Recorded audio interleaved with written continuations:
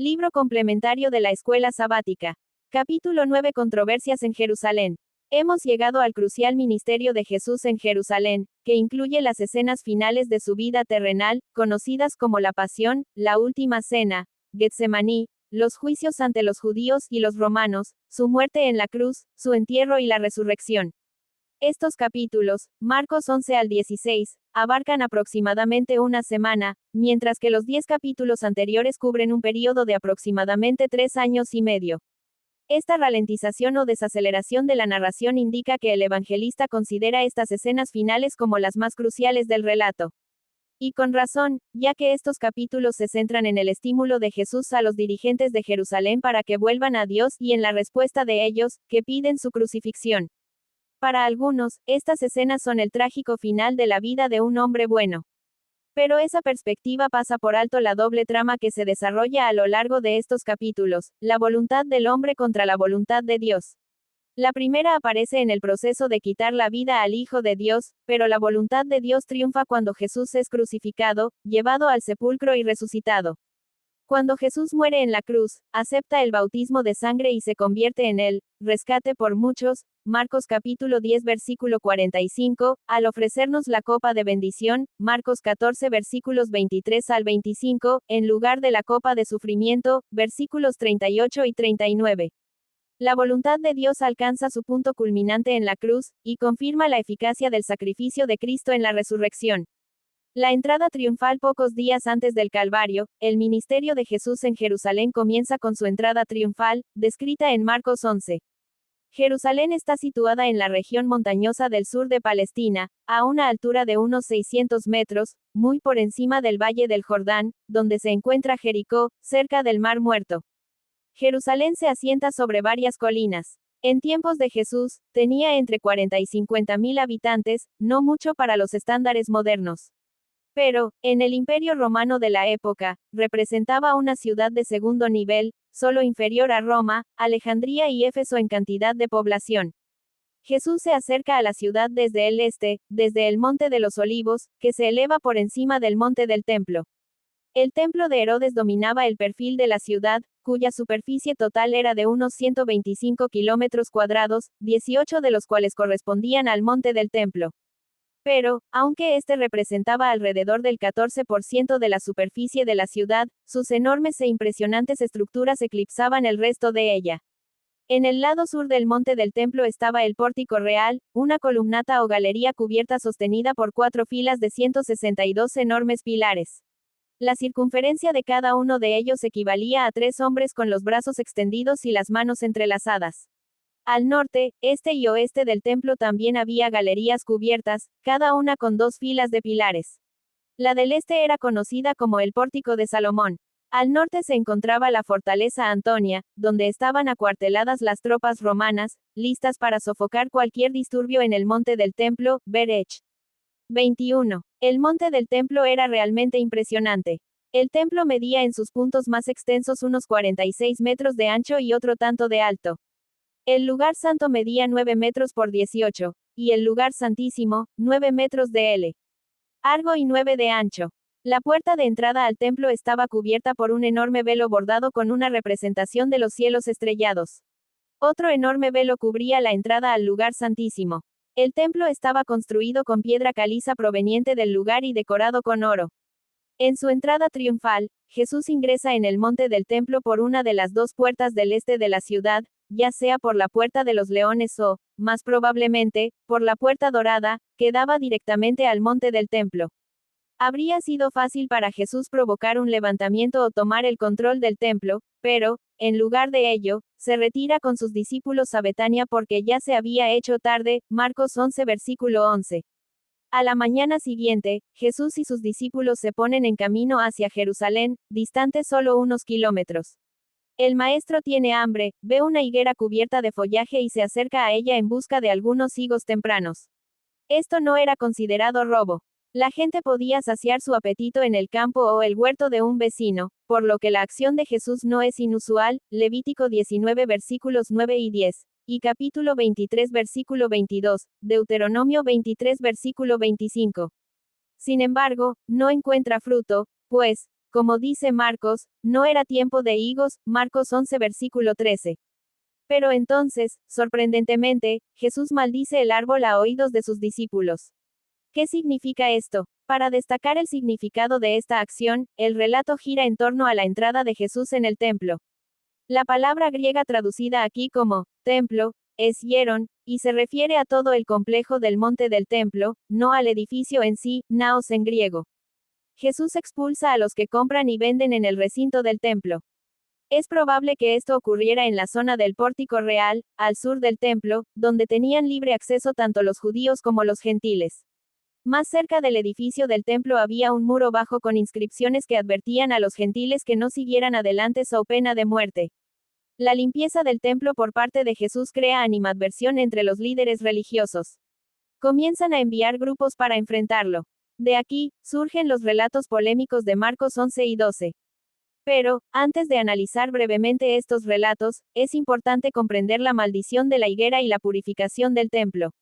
La maldición de la higuera, en combinación con la purificación del templo, es la cuarta de las intercalaciones o historias sándwich de Marcos 50. El relato contrasta con la purificación del templo.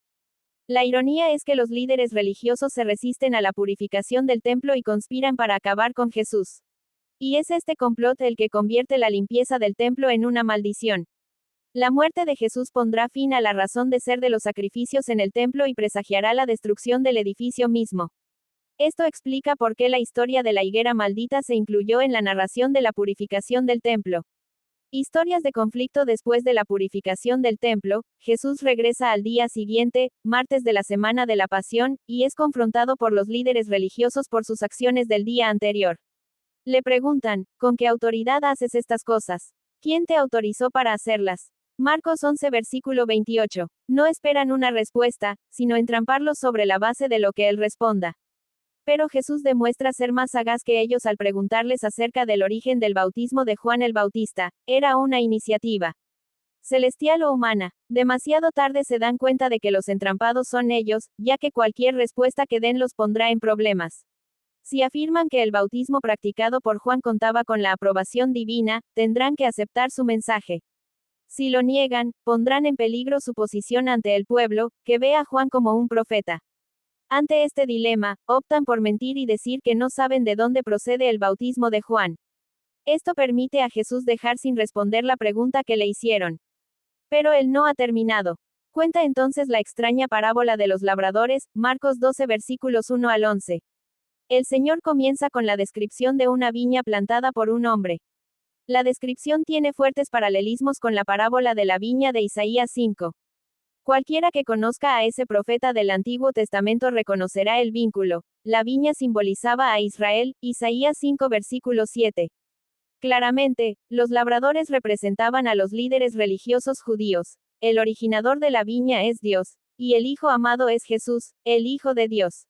Marcos 12 versículo 12 indica que los líderes religiosos reconocen que Jesús ha contado la parábola, contra ellos, los irracionales y codiciosos arrendatarios de la viña. Según la parábola, su complot para matar a Jesús tendrá como consecuencia la destrucción de ellos. En realidad, se trata de una advertencia misericordiosa de Jesús, que muestra a los dirigentes a dónde conducen sus pasos. Pero ellos no hacen caso de la advertencia y optan por continuar con su complot para darle muerte. Impuestos. En Marcos 12 aparecen otras dos controversias, una de ellas, relacionada con el pago de impuestos al César, y la otra, con la resurrección. Los fariseos acuden a Jesús con una pregunta acerca de los impuestos: ¿es correcto dar o no tributo al César? ¿Debemos pagar o no? Versículo 14. Como antes, no procuran información de parte de Jesús, sino entramparlo con sus propias palabras. Para ellos, no existe una buena respuesta para esa pregunta. Si Jesús dice que paguen los impuestos, lo desacreditarán ante la gente común, que odia a los romanos y sus impuestos. Si dice que no se debe pagar, lo denunciarán ante los romanos. La respuesta de Jesús es brillante: den al César lo que es del César, y a Dios lo que es de Dios. Versículo 17. Muchos cristianos se han preguntado a lo largo de los años cómo deben relacionarse con los gobiernos terrenales, sobre todo con los que se apartan del temor del Señor. La perspectiva bíblica es que Dios establece los gobiernos y los depone, Daniel 5 versículos 17 al 21, Romanos 13 versículos 1 al 7. Dios concede poder a los seres humanos para bendecir y proteger a los demás, mantener el orden y castigar el mal. Primera epístola de Pedro 2 versículos 13 al 17. Den, apodidomi, devolver, pagar, al César lo que es del César es la declaración de Jesús acerca de este principio. Debemos respetar a las autoridades bajo las que vivimos y pagar los impuestos que nos corresponden. La segunda parte de la afirmación, dar a Dios lo que es de Dios, indica otro deber, más elevado, que requiere nuestra lealtad suprema. Unos versículos más adelante, Jesús cita Deuteronomio 6 versículo 5. Amarás al Señor tu Dios con todo tu corazón, con toda tu alma y con todo tu poder. Marcos 12 versículo 30. Basándose en este principio, cuando los líderes religiosos pidieron a los apóstoles que dejaran de predicar acerca de Jesús, estos respondieron, es preciso obedecer a Dios antes que a los hombres. Hechos de los Apóstoles 5 versículo 29. Elena G. de White lo resume muy bien cuando dice que Jesús declaró que ya que estaban viviendo bajo la protección del poder romano, debían dar a ese poder el apoyo que exigía mientras no estuviese en conflicto con un deber superior. Pero mientras se sujetasen pacíficamente a las leyes del país, debían en toda oportunidad tributar su primera fidelidad a Dios. La resurrección. El otro relato polémico de Marcos 12 gira en torno a la resurrección y es una disputa planteada por los saduceos, un grupo aristocrático sacerdotal que controlaba los servicios del templo y se oponía a los fariseos. Solo aceptaban los 5 libros de Moisés como dotados de autoridad y no creían en la resurrección.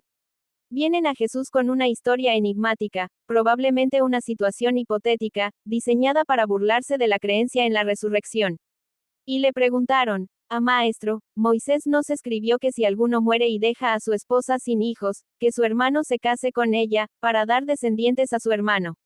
Hubo 7 hermanos. El primero se casó y murió sin dejar hijos. El segundo se casó con ella y murió sin hijos. Lo mismo sucedió con el tercero. Y ninguno de los 7 dejó hijos. Al final murió también la mujer. En la resurrección, esposa de cual será, pues los 7 la tuvieron por esposa. Versículos 18 al 23. Los saduceos plantean que los 7 hermanos acaban casándose con la misma mujer, basándose en Deuteronomio 25 versículos 5 al 10, sin dejar heredero y, por último, la mujer muere tras una larga vida.